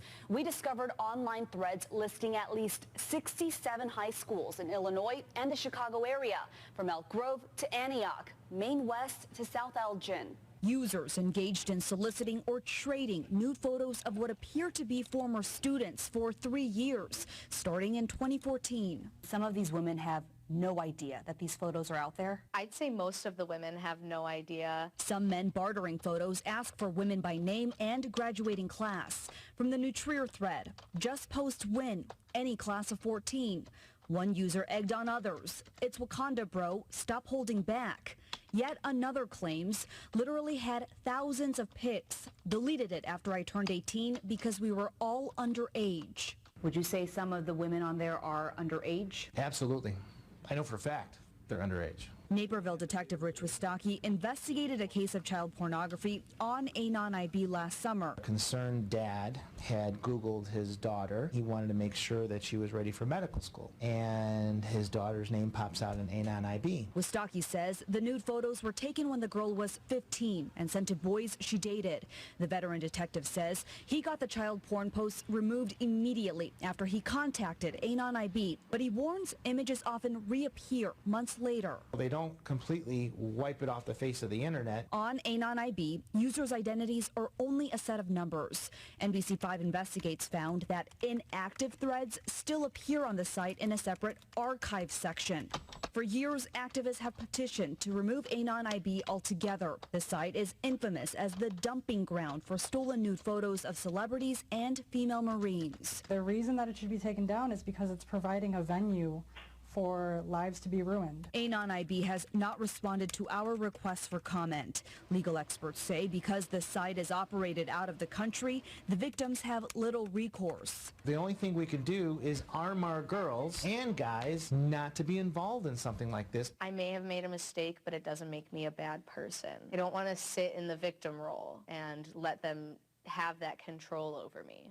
And that is precisely why Jennifer and other victims wanted NBC5 Investigates to name this website. The women, as well as authorities, told us they want the public to know sites like this exist and to take measures to protect themselves. We reached out to all 67 high schools for comment. A handful responded condemning the activity and encouraging former students to contact local police if their photos are on this site. Katie Kim, NBC5 Investigates. Okay, let's face it. If a child convinced another child to send them a nude photograph, send them a video, send them a picture that they shouldn't have, even if they're no longer friends, even if they're no longer dating, even if they're no longer in any relationship at all, no one is deleting that. It's still there. It's in their vault on their phone. It's downloaded to their thumb drive where they keep everything. Nobody deletes these things. It's a completely different world now. When we were kids, if someone got a hold of a Playboy in the neighborhood, every boy in the neighborhood was sitting in somebody's garage going, oh my God. Now they're taking pictures of themselves, they're exploiting themselves.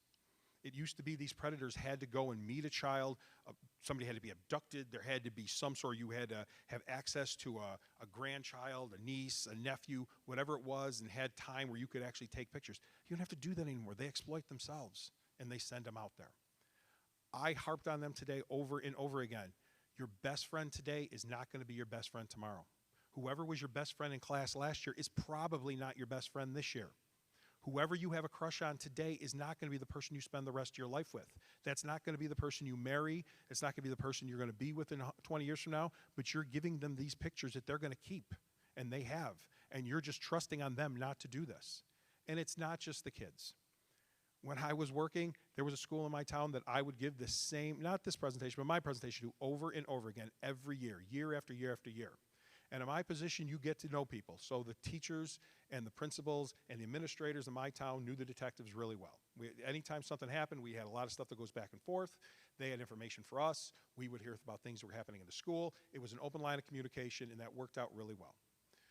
One of the people that was in the school, she worked for the school, she had a good position there, she didn't do anything wrong. In her free time, she belonged to an organization. She went to a convention. She met a man there.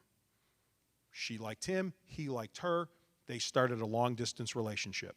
He didn't tell her he was married. After a while, pictures went back and forth. Her pictures were on his phone.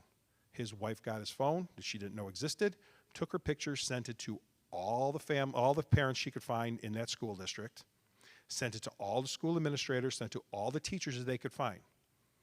Now, this is a person that listened to my speech every year, calls me up in the middle of the night and says, John, I don't know what to do. I'm like, there's nothing I can do. Just like I've told all the kids, once you put it out there, I can't get it back. Now she has to deal with that embarrassment. She's not going to go to a new school. Obviously, a lot of the parents know about it, the kids know about it, and once one parent had it, they, of course, sent it to all the other parents, and everybody's talking about it, so everywhere she goes around, she thinks to herself, oh my God, are they looking at me? Are they laughing at me? Are they talking about me? Do they know this? It's out there. Everything that goes out there, it can't come back. I talked to your kids for once today. I talked to them and warned them over and over again. Maybe if I'm lucky, I get back to come back next year and talk to them again.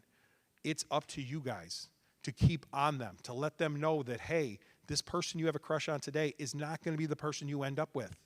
This person who's your best friend today is not going to probably be your best friend tomorrow. If we're lucky in life, we have one or two best friends throughout our lives, and we never know who those two are going to be. Make sure, I can only warn them so much this one time a year. You have to do it on a daily basis. Don't share the pictures. Don't share the videos. On them and stay on them. Exit plan. Do any of you have an exit plan with your kids? Do we know what an exit plan is? Okay. My daughter and I have an exit plan. It's a code word. So my daughter just got her first phone this year. And it's because she's having a lot of sleepovers. She's got a lot more teammates that I, don't know everything about their families. We're on road trips. We're in tournaments. She's at the neighbors' houses. She's all over the place. She's getting older. She's got a lot more freedom than she once had. I don't want her to have to sit there. She's on a sleepover. She's at somebody's house. Hey, Dad, I'm really uncomfortable. Come get me. Because no kid is going to do that. They don't want the embarrassment, whatever that is. But she knows if she picks up her phone and texts me or my wife and puts chickens in anywhere, tomorrow we having chicken for dinner. The chicken nuggets I had earlier were really good. Hey, we might have chicken tonight. Oh my God, I have a taste for chicken. If anything in a phone conversation, a text message, anything has chicken in it, I know to make it up an excuse and say, I got to come get her. She doesn't have to go to a parent wherever she's at and say, hey, this is happening and I don't feel comfortable here anymore. She doesn't have to tell her friends, I've had enough, I'm leaving. She just knows that she texts mom or dad chickens, we know to go get her. It's it. Come up with your own plan. Come up with your own exit plan, whatever word that is that nobody's going to know about, and you can go get them. Because no kid is going to embarrass themselves. No kid is going to get bullied over at some sleepover or bullied on some trip or bullied just at the neighbor's house or bullied anywhere and to go to the parents, hey, they're being really mean to me. I want to go home. Maybe, but probably not going to happen. But it's a lot easier to sit there and pick up their phone, text mom or dad, whatever word that only mom or dad knows, and you know your kid's in trouble and you will go get them. It makes it very easy on them. Come up with a code word. Come up with an exit plan that only you guys know.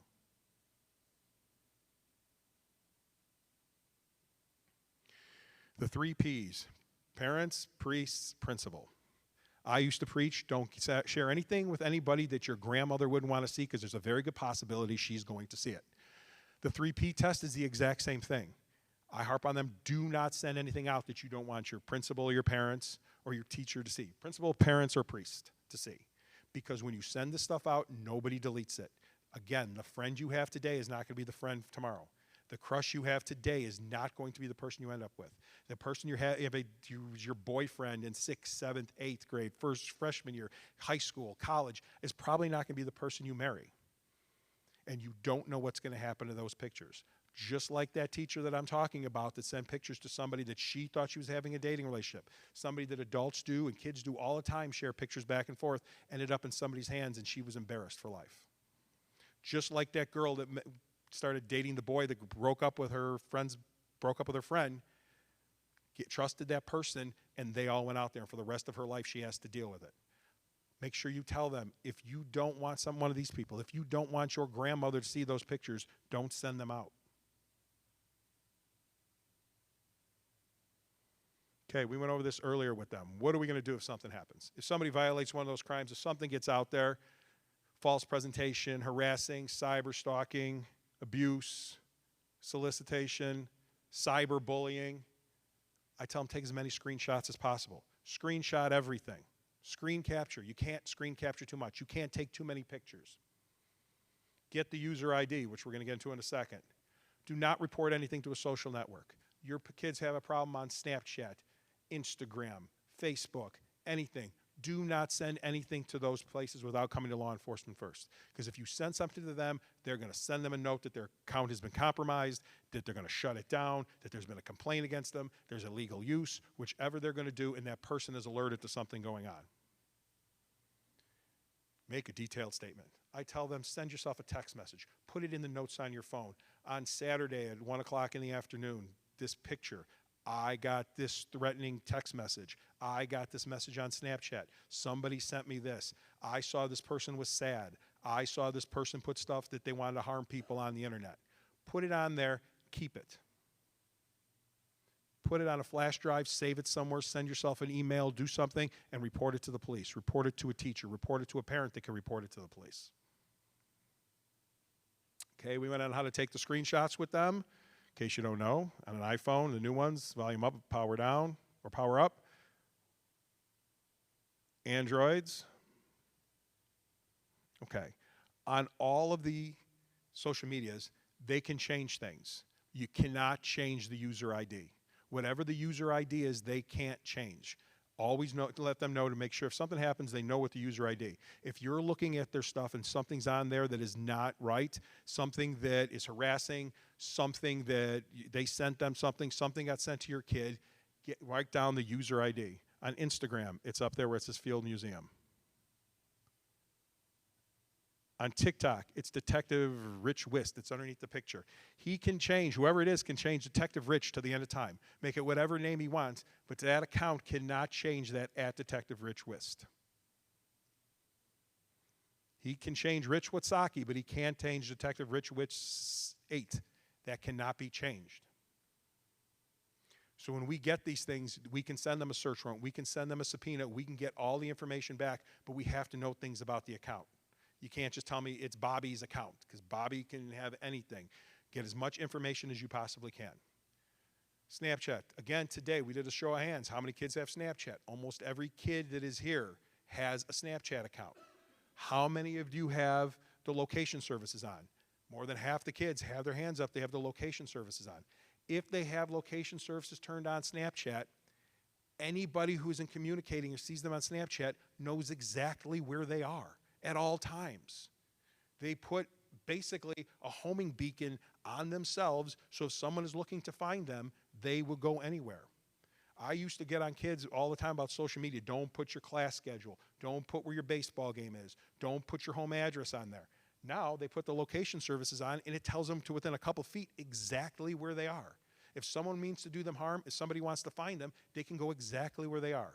Make sure that they have the location services turned off on their Snapchat. Again, I am here once. I can only tell them, hey, turn this off. It's a bad idea. Someone else has to be going into these apps and making sure that on TikTok, on Instagram, on Snapchat, that all the security, all those safety protocols, nobody can see this. Who can see my friends? Who can see the stuff I post? Is my location service on? Someone has to be monitoring to make sure that this stuff is not out there. Again, we talked about it earlier, the Snapchat screenshots. If you have any one of these four, along with a bunch of other apps, that are free, that anybody can download. They can send a Snapchat to anybody they want. That can be screenshotted, and they don't get the messages screenshotted. They think it's erased. They think nothing of it. They think their picture or whatever that they sent out that was embarrassing is gone forever. But these apps are taking screenshots of it and keeping it. Okay. There's monitoring software out there. There used to be monitoring software computers. We recommend Bark. Bark has been out there for a while. It will give you the text messages. It will give you the pictures. It will give you the apps. It'll give you everything that's out there. All right? Bark is coming up with its own phone, an Android phone coming out soon that is going to have the software built into it. And the best part of it, they don't really know that the Bark is on there if you don't tell them it's on there. Now, again, you're going to get inundated. If you sit there and say, give me everything, you're going to be drinking water out of a fire hose because they send 400 text messages a day, all right? But you could put keywords in there, as many as you want. And if that conversation comes up with that keyword, boom, it emails it to you. But the most important things, if you monitor nothing else, you wanted to monitor the pictures coming in, the pictures going out, the videos going in, the videos going out, and the apps that are being downloaded. All right? This software does it for you. That new Bark phone that's coming out will do it for you.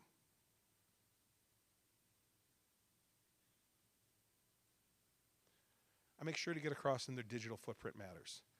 Colleges now. I know it's pretty young for them to think about it, but the stuff that goes on the internet stays there forever. If it's up to your kid to get into a great college or another kid to get into a great college, they're going to do some background searches before they give them that scholarship. They're going to go in there. And the competition is so tough. If your kid has silly stuff on the internet and the next kid doesn't, they're going to give it to the kid that doesn't. Before any person was ever hired on my police department in law enforcement as a police officer, I and my partners would do their backgrounds. We would go talk to their neighbors, their friends, their family, all the jobs they were ever at, go back to the schools they went to. And the first thing I would do before they figured out what I was doing, when they gave me their email address or whatever they gave me, I would go and find all their social media. And I would look at that. And I can't tell you how many people we were like, go to the next person on the list. We don't want this person because of the stuff that they're posting on social media. And the stuff stays there. Just like you guys, just like all of us, I have a Facebook account. You can go back and look at all the pictures, if you're a friend of mine, that I uploaded to Facebook from 10 years ago. This stuff exists out there forever. And your kids, it's going to go against them when they're trying to get into a good college, when they're trying to get into a good job, when they're trying to do anything in life, this stuff gets used against them. Again, Rich Watsaki owns the company. He's on TV all the time. I see him all the time. He's my superhero. But we are at bsureconsulting.com, and that's his phone number. If you have any questions, you can call him and get a hold of him. And again, I will tell you the same thing in closing that I told your kids in closing today. I can't get it back. You as their parents can't get it back. Law enforcement can't get it back. The FBI can't get it back. The NSA can't get it back. Nobody can get it back. It is out there forever. These pictures, these videos, they live. They live on somebody's hard drive. They live on somebody's phone. They live in somebody's vault. They can't come back. I can arrest somebody. I can give you your piece of flesh. I can give you your revenge. People can be put in jail, but your dignity cannot come back. Your kid's dignity can't come back. Just like that girl we talked about earlier, everywhere she walks into, it haunts her for the rest of her life. I know it's tough being a parent. I know it's hard. We all work. We have jobs. We have long days. We have to monitor what they're doing. Because if we don't monitor it, no one else is. I promise you, law enforcement isn't. I promise you all the social media isn't. The schools don't have time. No one has the manpower. You have to take it upon yourself. Are there any questions? All right, there we go.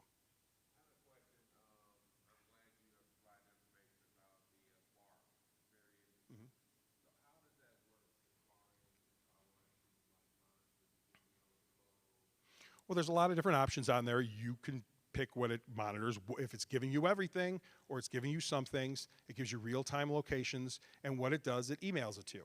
You set email is usually the preferred method, but you figure out the delivery method, you put it on there, and it sends it to you. It sends you the pictures. If they take a picture on the phone, you see it. If they send out a picture on the phone, it tells you who it got sent to, where it got sent, when it got sent. If somebody sends them pictures, videos, media, you see what it is. Yes. Yes. But again, last I heard, within a month or two, the Bark phone is coming out. It's going to be an Android phone with Bark in it. I have Bark on my daughter's phone. I get all what she's doing, monitor what the site she's going to. I say put that on there. It does cost. It's not free. There's a monthly fee and there's a monthly charge. But again, you have to monitor them in some way. You have to go in there, look at the apps. They know. Listen, every kid in here knows that, hey, if you're not monitoring, they know which parents are monitoring which apps are being downloaded on the phone. They know that, hey, before my mom looks at the app or my dad looks at the phone, delete the app. Get it out of there. Look at the app store. Look at what they've purchased. Even the free apps are in the purchased apps. Look if there's a vault on the phone. What is this app? I've never seen this before. If they have an iPhone where you see, have you ever combined two apps together and it puts in their own little box? Well, when you fill that whole box with apps, it starts putting apps in boxes below that. If you have a whole thing full of apps, swipe to the side, see what apps are below it. Does everybody understand what that is? Anyone? Okay. Any other questions? Okay. Thank you for having me. And again, in closing, remember, I only talk to your kids once a year. Whoever represents us that talks to, wherever they get out here is only going to talk to them once a year. You have them every day. I can only tell them this so many times within an hour or an hour and a half I talk to them. It's on you guys. Please monitor them. Please take care of them. I know it's hard. It's stuff that we never grew up knowing about, but unfortunately, it's a part of their everyday life. Thank you for having me.